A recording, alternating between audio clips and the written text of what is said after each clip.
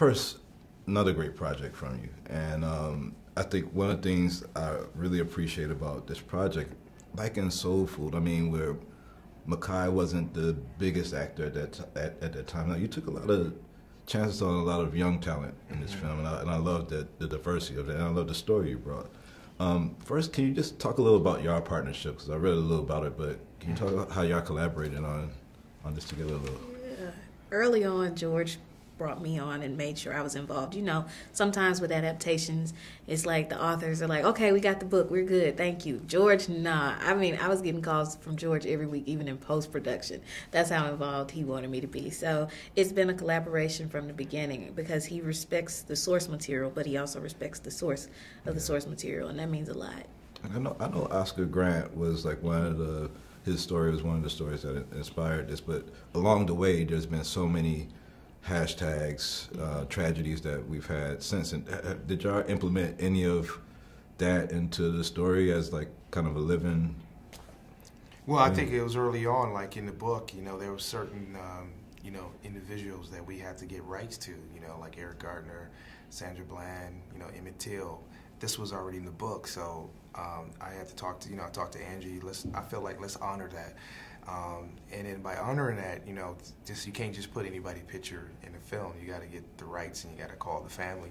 So a lot of that was being, done. And me talking to the Gardner family and Sandra Blunt. And just when I'm talking to them, you hear the pain, you hear, like in this movie, there's people, like Khalil, that's a young man who has friends, who has family. He had a brother, Cameron, who's 10 years old. And it's like all these individuals, we see it on the news, we don't know the impact of it.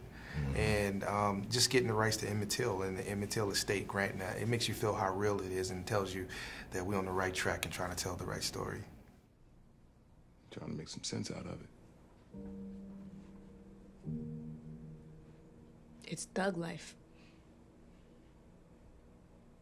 The hate you give little infants. F's everybody. I know what it stands for. What do you think it means? I think it's about us. Us who? Black people, poor people, everybody at the bottom. Right, you want it? Pac was trying to school us on how the system's designed against us. Why else you think so many people in our neighborhood deal? They need the money. Yeah. And ain't no real jobs around here. So they fall into the trap. How fatigued do you guys get for your activism, whether it's out there really protesting or just like feeling for all these new tragedies that will pop up along the year? Like how do you, just as people, how do you like manage that internally?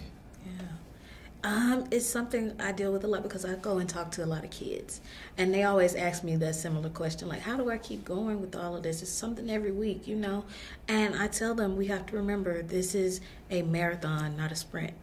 We have to take it one thing, one day at a time, and we have to take care of ourselves first and foremost. I think self-care is one of the biggest forms of resistance because they expect us to be ragged. They expect us to get too tired to keep going. So we have to take care of ourselves first, and we have to love ourselves first. And that love for ourselves will manifest into the work that we do. So that's what I tell young people all the time. Keep going, but take your time with it. Yeah, and lastly, how important do you think it is that school children get to go out and see this movie and get this message?